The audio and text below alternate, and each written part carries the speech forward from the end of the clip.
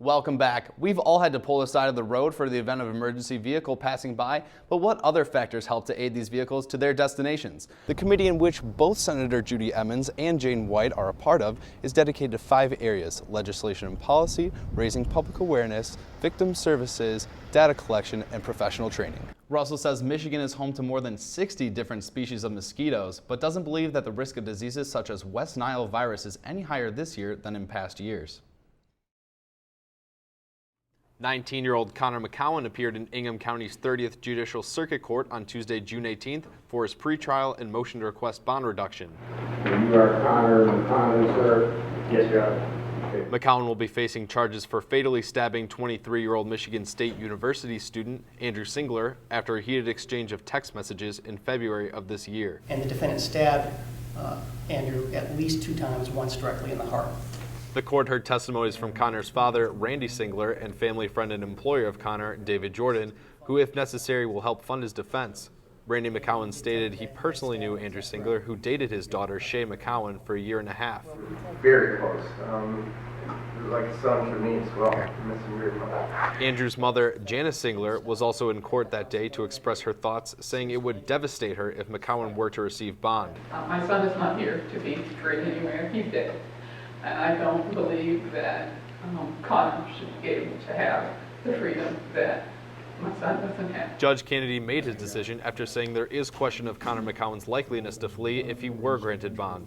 So I think there is a question I can't raise too clear and convincing, as the court rule says, that I have to find by clear and convincing evidence that he's not likely to flee.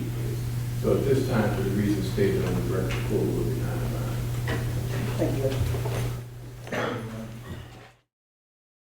It seems that Michigan State University has been doing a lot of construction in the recent years. The last 5-6 years, I'd say it's been our largest construction program in many, many years. But it's far from over. This university has been around, for over 150 years, and some of the utilities, roads, infrastructure, things like that, they just get old and worn out. And when construction is over, you won't be able to see this historical building anymore. We very rarely take down buildings on MSU's campus, but in this case, the building is an old wood structure. It's safe to be in, but it really would have been cost prohibitive to try to keep.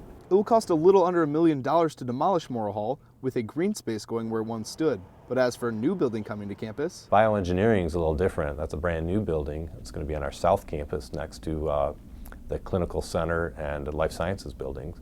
And that's a 4-story, state-of-the-art, high-tech laboratory building. 2 floors are going to be built out for laboratories. The other 2 will be shelled for future use. We anticipate our research need growing. But they aren't the only projects going on in the upcoming year. The Spartan Stadium is going to have an addition put on the north end, which is going to create locker room space, more restrooms, a large recruiting area, and a large media center. Future plans also involve upgrading dining areas and acres in Landon Hall, while Butterfield will be down for upgrades during the next year. The construction, although it's disruptive to folks on campus, it's all part of keeping MSU alive and moving forward. Until the next detour, in East Lansing, Jack Rodzik, Home TV.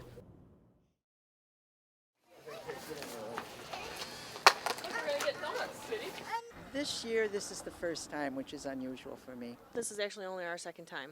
Doing what, you might ask?